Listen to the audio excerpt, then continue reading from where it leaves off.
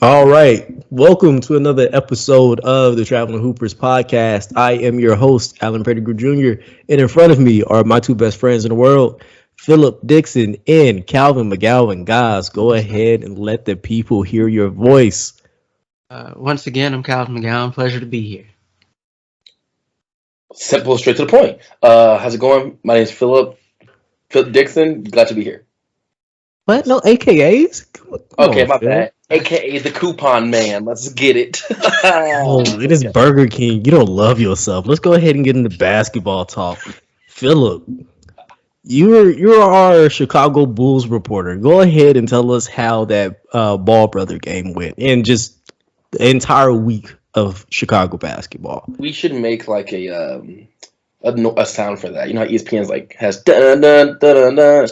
I should have like a Chicago Bulls sound, but we can talk about that later. The Chicago Bulls are looking great. um, the Chicago Bulls are looking great. Um, Very they had a descriptive. couple games this past week. They became the Kings of New York apparently when they beat the Knicks and the Nets. There's lots of jokes out there surrounding these things. DeMar Derozan has the most fourth quarter points in the NBA so far this year. He is legitimately killing.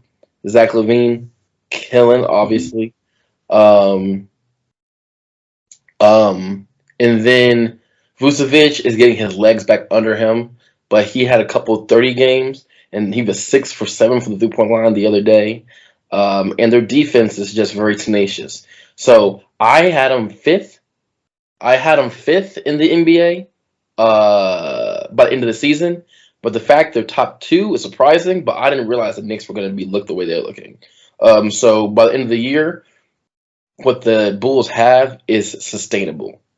So they're going to be top three, I would say, at this point. Okay, so look, I don't have anything to say about that. I really haven't watched Chicago all that much, but I noticed you didn't say anything about Lonzo. As of right now, he's shooting 41% from 3-point line, 45% of the last 5 games, and he hit the game winner against the Nets. I don't need to speak for the man no more. I have been an advocate of this man for 4 years at this point. But now he's showing what he can really do. And they beat the Nets, and Caruso went out because of a hand injury.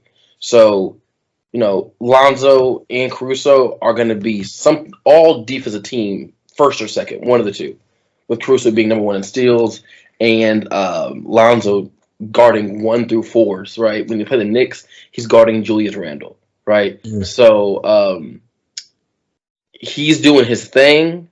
He's playing on the ball a lot, but he's also playing off the ball, which is, a development and evolution of his game. You know what I mean? So I don't need to say anything about him because all the haters have been silenced. I mean, tell you to be honest. So, but if you like Lonzo Ball, you don't necessarily just like flashy basketball. Like he's an intangible player, but he has flashy qualities. The step back three, the crazy passes, the court vision, the full length court vision, which is a thing you don't see in the NBA much anymore because the point guards are scored and more ball dominant, right? So he has spurts of flashiness, but a lot of his game is intangibles. So once again, I don't need to speak for the man, but the fact that Rosen's doing what he's doing is incredible to me. People are calling it a resurgence. I'm not sure if it's a resurgence or if no one was just watching the Spurs. No one was watching the Spurs. Exactly. I think that's what it was. But he is eating like these. He did a move the other day where he did a crossover behind the back spin move for a mid range jump shot, and I was like it was so difficult, but it wasn't getting the credit due of people not realizing how difficult that move was. It was kind of mind boggling to tell the truth because he made it look easy. Y'all remember when DeMar Derozan was rookie year DeMar when he was just dunking on everybody, and that's like pretty much all he could do. Yeah, fresh out of USC DeRozan. Yeah, But like, bad yeah, acne DeRozan. he's on a good Respect it. team. I wonder if he's just like in the inside of him, like he's just happy that LeBron's in the West because he's a really good regular season player. But this year he's shooting a career high from three, I believe. So like he's trying to expand his game a little bit. But I think the team is around allows it to be the case. You know what I mean? Because with Stanford, like he was him, Dariq White and him, in LaMarcus Aldridge for a little bit in San Antonio. But like at least in Toronto we had Kyle Lowry, right? Then Van Vliet off the bench, and like all the other guys around him. But like here in San Antonio, him and Zach Levine's crazy combo. Like it's a really crazy combo because like they complement each other so well. It's crazy. But look, man, we didn't talk about how good this team is, and you haven't talked about the most fun matchup we can possibly have versus the two Ball brothers. Like, It's true. I mean, they have similar stats. That game, LaMelo is. They're just both good at different things, right? Like LaMelo's a very flashy player. Lonzo's not flashy. He is tenacious on D. LaMelo's not tenacious on D. They have similar passing abilities, but Lonzo shoots better from the three. LaMelo is a better finisher. Like they literally just play different games. Like people want to pretend like they play similar games. They have similar attributes, but they don't have similar games. Lonzo is a pass first point guard. LaMelo is the standard point guard of 2021, right? Shoot first, pass second. And if you listen to ESPN, Fox Sports One, they put that agenda. I don't want to say agenda, but it kind of is an agenda. That they have a very similar game. When if you actually watch the game, their games aren't similar at all. Like at all. And LaMelo plays strongly on the ball. Lonzo can play just as strong nowadays off the ball as he can on the ball. You know what I mean? So that whole like the rhetoric of they have similar games, so let's compare them. You can't compare the brothers because they play differently. It would like Jello, you can't compare him to one of the other two brothers too. His game just is obviously different. But when it comes to LaMelo and Lonzo, the games are so different that if people compare the playing style of them both and say it's similar, I at this point don't think they actually watch basketball. Okay, I can feel you on that one. But let's go ahead and go out west with our next set of questions, and let's talk about the two hottest teams in the league right now, bro. The Phoenix Suns and the Golden State Warriors. In game one, Phoenix got win 18 in a row. And then 4 days later, they played them again, this time at their home. And they don't just win, they win by like 22. And like, tell me the difference between game one and game two. Because I didn't watch the first one, but I did watch the second one. And it was just much uglier. Like, their defense still looked really good, but Golden State had answers for just about everything. Their adjustments were better. Steph Curry pretty much doubled his production, but it was still a bit of an off night for what Steph Curry's doing right now. He went from 12 points to 23. And then Bridges got hurt. I want to say it was like midway through the second quarter, so he couldn't play that defense like he was in their first game. But everybody else looked solid. They just couldn't keep up in this game. And you're talking about second game, right? Yeah, in game two. I'll see the first game, Devin Booker didn't play the whole game for a hamstring reason. And Steph Curry shot like a career low, like from the field. 4 of 21, 3 of 14. Boy, that's so nice. like Steph Curry didn't play a Steph Curry game, either game, but his teammates stepped up on the second game more than they did on the first game. But Steph Curry didn't have a good game either way.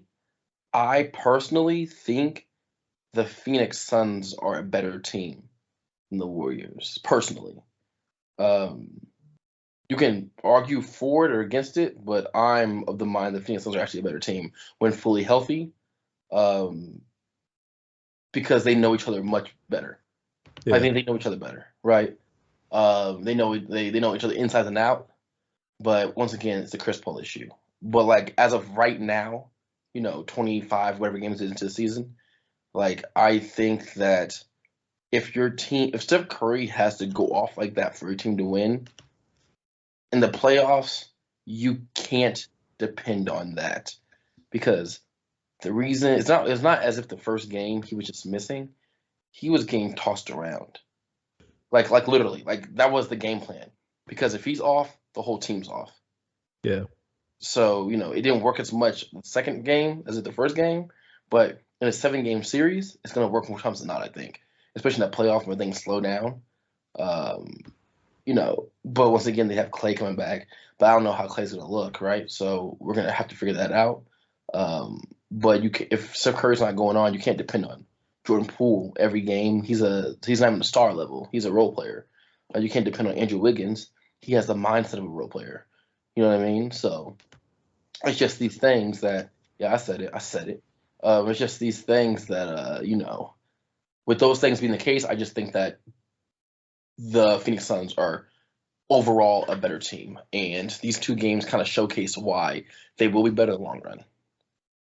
I like how you disrespected Andrew Wiggins as a Kansas alum. We should take your degree away. But score more than 6 points against Stanford, and that wouldn't happen. But whatever. All right, flash forward, 5 months from now. We're late May, early June, Western Conference Finals. Golden State Warriors have a 80% Clay versus a fully healthy Phoenix Suns. 7 games. Who you take? Well, just like Phoenix Suns going to be fully healthy at that point is a stretch also. But Gordon, no. But I don't know. An Achilles is something you can't play with. Yeah. So I don't know. Like I truly don't know, because that's such an X factor that I can't call it right now. Right? If he's not 100%, because apparently the word is he wants to come back in game shape. He doesn't want to come back and get into game shape. So if he comes back 100%, then there's sky's the limit. But if he doesn't, I don't know. But also, Draymond's been playing with just Steph Curry for like 2 years now. Is the chemistry going to be off? If it comes late in the season, will it be a 2010, whatever it was, Jameer Nelson kind of situation? Come back late in the season, throws off the whole entire, feng shui of the team. I don't know. It could go perfectly right. It could go perfectly wrong. I have no idea. But we're going to have to just see. But I guess if the glue is Draymond Green and his goal is to just get everybody else open and pass everybody else the ball, then I guess that makes things easier than, other scenarios that could possibly be at play, right? But I'm going to take Phoenix in Game 7 at that point later in the season, personally, right now. Yeah. I almost feel like I'm not too worried about Clay anymore, because it's not like his game was ball dominant. Like the only thing you really worry about is if the defense is there, and if he goes from elite level defender to, let's say, average, and he's taking like Jordan Poole off the floor, like only thing you're losing is like creation. I'm pretty sure Clay's still going to be like a 40% shooter, bare minimum. I've heard this discussion point, this argument about Klay Thompson, the way he plays, not being too affected by the Achilles. Give me another example of where that's been the case. Because Achilles injuries are something that people don't regularly come by unless you're Kevin Durant. Or come back from, unless you're Kevin Durant. And that's Kevin. Dominique Wilkins did it too, but both of those players are like god level dudes. Yeah. And Dominique did do it, but Dominique still wasn't as productive. He's productive, but not nearly as productive as he was years before that, right?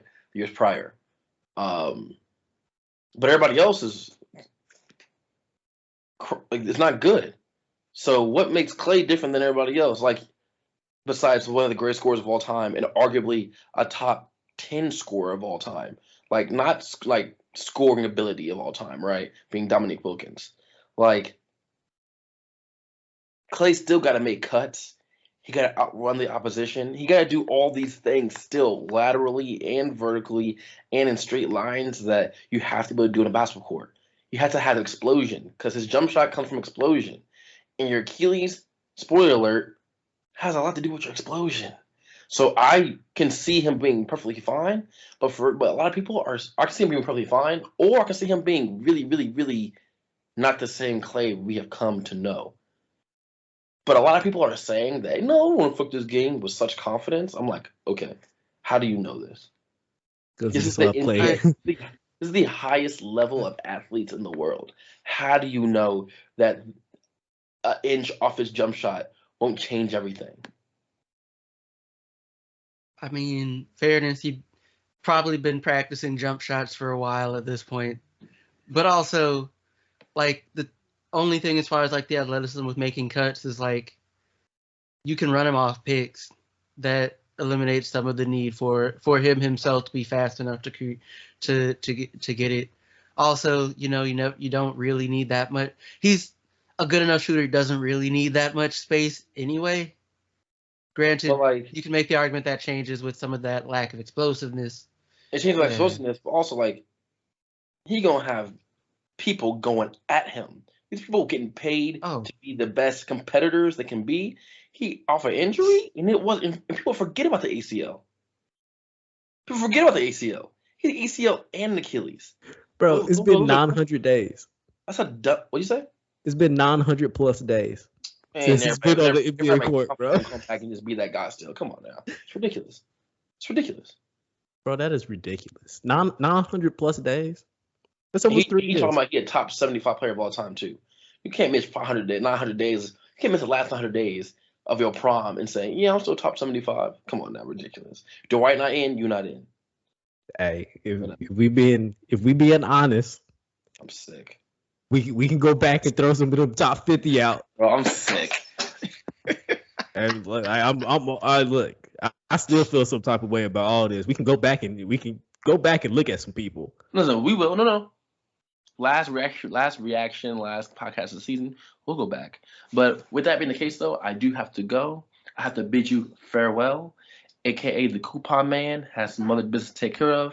And you guys will see my business at the beginning of this upcoming year when I advertise what it is, my secret on this podcast.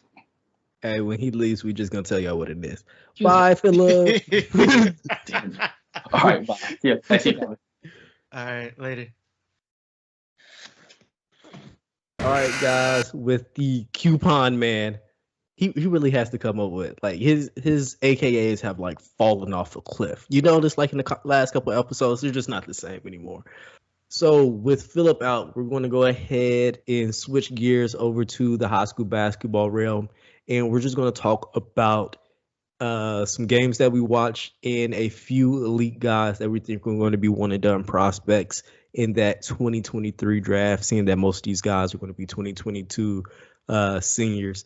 And I will open the floor up for Calvin to go ahead and give us his guy. Okay, I guess the first one I'll do, just because, like, it was my first, like, over the Thanksgiving week was my first time getting a good look at him outside of, like, a minute or two at, like, the end of a game for, what was it, EYBL? But Jordan Walsh. Ooh. Right? Like, he's a lot of fun to watch. Right? Like, solid handle, really athletic, just kind of finds ways to get to the hoop. Right? Just plays with a lot of energy. Actually, just a surprisingly solid passer. Yeah. And a good rebounder. Not much of a three to speak of at the moment, but, like, I don't know. I wouldn't be super concerned about that as Eric Musselman, and probably wouldn't be super concerned about that in terms of, like, as a pro scout. You want to see it develop, right? because he's like a 6'7" wing, but like the fact that it's not necessarily there right now wouldn't concern me that much. Yeah. But yeah, Nah. he's. No, go ahead. I'm just like he's almost certainly going to be like a one and done. It's just watching him play is just kind of it's an experience. Yes, he is so fun. And when we talk about athleticism, it is freaky. Like I can't think of another guy in this class who gets off the floor faster than he does.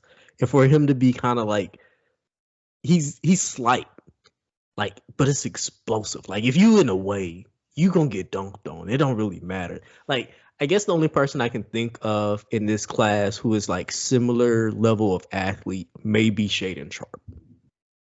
And you guys are going to see him at Kentucky, in a couple weeks, basically. Because he just transferred up there. If he even gets some playing time, but he'll at least be on the bench. So you gave us a Jordan Walsh. I'll raise you a Dariq Whitehead. I do not know if you watched his masterpiece of a game against IMG on Friday. Oh, Calvin, we watched between NIBC and Geico's, we watched Whitehead play 7 times last year. He did not attempt a single three, and he didn't have to because he was so quick at the point of attack that he was just blowing by guys. Like there was not a closeout that he saw, and he played Kendall Brown last year in 3 of the games that we watched. Calvin, he had 5 of them. He shot 5 of 9 from the 3-point line. That particular day, had 31 points, was scoring inside the paint, was hitting mid-range jumpers. Like this dude's game looks completely different than it was just. Yes. We watched those games in February. It's like 10 months. The game has been completely different. Like I didn't watch him much over the summer. I didn't feel like I needed to because we had watched him so much in that short period of time and wanted to see some growth. This dude is incredible. And like he's probably 6'7"-ish. You saw how big he is. Like he's a real stocky dude. He's got to be at least like 200, maybe 210. And he's shooting off the dribble. He's shooting off picks. Like I wouldn't be surprised if they try to like make him a combo guard at some point, even though he's clearly a 2. Like he's next level. Like that's somebody who, like, maybe after this I'll go look at the 2023 mock draft. If they don't have him as a first round guy or like top 15, fire that person and hire me because I clearly do a better job of all of this. That kid was incredible. All right. So a different player, one that I don't think as many folks have heard of, mostly because like I don't think I've seen him that much in like the 24/7 sports rankings and whatever. But Leonard Miller, I've mentioned him to you, plays for Fort Erie International up in Canada. 6'9" small forward. Like in a weird, like his game is kind of similar to Walsh. Like you're gonna, like if you watch it, like you feel like there's similarities. Like it's kind of like they get a lot of their shots in some similar places, but Miller already has a 3-point shot, right? He like he's a better 3-point shot. Their handles are about what and what. Does a decent job of getting to the rim. Like he's not as good at that as Walsh, which makes sense. But slightly more well-rounded offensive game. What I have here, I think I felt like he gambled a fair bit on defense, trying to come up with like steals, trying to jump the pass. And like he has a lot of high major offers. Of course, in part, you're not gonna hear about him much. He's up in Canada. A lot of the games just aren't up in Canada. Yeah. But he's really, really good. Right? Like It wouldn't surprise me if he was a one and done. I'm not going to guarantee that he will be, but like it really wouldn't surprise me that much. Okay.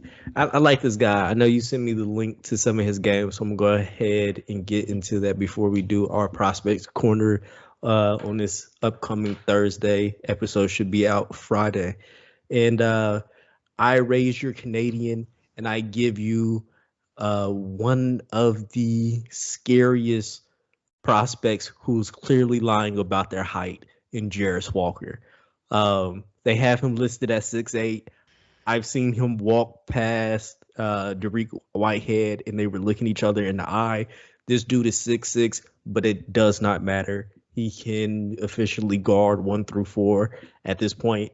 And you know, when we talk about like guarding like a 4 being able to guard point guards at the high school level, it's like your little brother. No, he is guarding like elite level high school basketball players that are 5-star status. And he stays in front of him. He's extremely physical. If you try to throw a big man on him, like I've watched him play against Mark Mitchell of Sunrise Christian Academy, and Mark Mitchell has an extremely physical game, and Jarace Walker shut that down. Like he tried to like body up on him, and Mark Mitchell's 6'9". He's a pretty strong dude, probably listed at like 215. And Jarace just gets up under you. Like he truly understands how to play defense. And I feel like if he gets a true jump shot, like a really consistent jump shot out to 3, he's going to be one of those 3-and-D guys that we're talking about in like Davion Mitchell, where he's just an incredible athlete. He's tough. He's better than you. At some point, he got injured, and it was like pretty seriously where they had to like take him out the game for like a couple minutes, and you could tell that he did not want to leave. And in that time, the other team went on a run, and he came back and shut that down. Like one thing he does do that he's probably going to have to work a little bit while he's in Houston, he hunts for blocks instead of just like already getting in position because he's such a good athlete at this point. Where if you throw a floater, he's going to high point it and send it into like the next row. But he's also sliding over to take charges occasionally. Like he is going to be one of the better defenders in high school basketball. I mean, high school basketball, but college basketball as a freshman. You're going to hear me harp on that for like years to come. Every time he makes a big defensive play in Houston, I'm gonna be sending out a tweet like, I told y'all, I told y'all, I told y'all. Trust me, he is the real deal. Yeah, look, I just talked about this man for about 3 minutes straight. I ain't even mentioned what he does on the offensive end. Because it's a bonus. It's literally the icing on the cake. Like he's a good finisher. He's super athletic, so he's got the above the rim game. Yeah, I'm not enthused by his jump shot, but he doesn't need one at this point. I think if he does not go one and done this year, he is going to be one of the more like loved on college basketball players, especially in Houston because they love defense so much. And Houston has like a really good track record of making guys better and better each year. So I wouldn't even be surprised that when he goes down there for the summer, when we see him in October, his game has like completely changed, or at least he's made like a leap when it comes to scoring the ball. Okay. That makes me think of a brand, but I'm gonna spare you. It's kind of idiosyncratic. But Trey White, Ooh. got to see prolific prep. Got to look at all their players. I like Trey White a lot. Good passer, really good passer, good shooter. He's got good court vision, high level athlete. Like, he kind of he makes his teammates better, which is, good, especially good. He's a 6'5" shooting guard, right? Just really good addition to USC when he steps foot on campus next year. He's the kind of player I think lots of coaches would love to have, right? Just makes teammates better, can score. I feel like I'm repeating myself now, but yeah. Oh no, I rock with that answer as well. USC did an amazing job recruiting this year. Like they have Vince Uwuchukwu, who we're going to talk about this Thursday, and they have Kajani Wright, who I feel like are going to be like two drastically different bigs, but are going to give USC a bunch of the things that they need, which is going to be great because I'm pretty sure Isaiah Mobley is going to be up out of there after this year. And then you add in Trey White, really, really good recruiting class. I like them a lot. And, you know, our next one, I'm going to go out on a limb here because he's a Kansas guy. And one thing I know about Kansas guys, especially Kansas shooters, they tend to stay for a while. And that's Grady Dick. You remember watching Grady Dick last year with Sam Ross Christian. Really athletic, 6'6", maybe. He's somewhere between like 6'6" and 6'8". He looks pretty big on the court. This year, they don't really have like a true like lead ball handler like they did with Kennedy Chandler last year. But Grady has made strides in his game, or at least been in the position where he can create his own shot, and it just looks like really good. Like he doesn't force anything, but he's also like a good enough ball handler where he can get shifty, get into step backs, be able to shoot off the dribble, and him coming off screens is like a thing of beauty. So I truly think Bill Self loves guys like this. Like I think I've been saying this comparison since like last year. It reminds me of Svi Mikhailuk, except he's not afraid. Like you remember, I don't know if you remember Svi's outlook going into Kansas. We're talking about like a 6'8" dude with like a 40-inch vertical. He shows a little bit off the dribble, but we didn't really see that at Kansas until like his senior year. Like all we saw was like the spot up, and every once in a while we saw the athleticism. I don't think that's going to be the case with Grady Dick. He seems very confident in what he can do with the ball. And I think with the spacing that Kansas already has, and usually there's a really good point guard there, that, yeah, he's going to be a guy that's going to shoot like 40% from three, but there's also going to be like late shot clock moments where we see some flashes, and they're going to be like, you know, if Grady Dick wanted to come out, there could be some like late first round potential, but he's a Kansas guy. You know how it is with them. 2, 3, 4 years, maybe even like an Oshai Abaje level guy. Not on the defensive end, but he's not bad at that either. Like he's got like really good foot speed, athletic. I like Grady Dick a lot, and I'm just not being a Kansas homer right now. Like I really enjoy his game. But Calvin, we can't get the people everything in this podcast. Like it. We kind of got to let it ride here. Exactly. We gave y'all 6. We gave y'all 6 people that are going to probably be first round picks between the years of 2023 and probably like those last 2 guys like Trey White and Grady Dick might be more 2024, 2025. But you heard it here first, folks. I gave you what you needed years in advance. Pay me now, or you're just going to be upset later. It's up to you. But thank you for sticking around for, this long for the podcast. You got NBA content, you got future NBA content, and as your host, I bid you adieu. Again, I am Alan Pettigrew, and I'll let my good friend Calvin go ahead and sign us out. Once again, everybody, I'm Calvin McGowan. It's always a pleasure to be here. If you're joining us on YouTube, like, share, subscribe, all that. You, of course, can always listen to us wherever you listen to your podcast. Enjoy the rest of your week. And we have a Prospects Corner. It is indeed coming Thursday, but last time we said that we did not mention which Thursday. So, okay. Oh, and look, go ahead and go subscribe on YouTube. We're pretty handsome dudes. Like, you won't be upset. You don't play us around your girlfriend. True player for real. For real. Yeah, we out.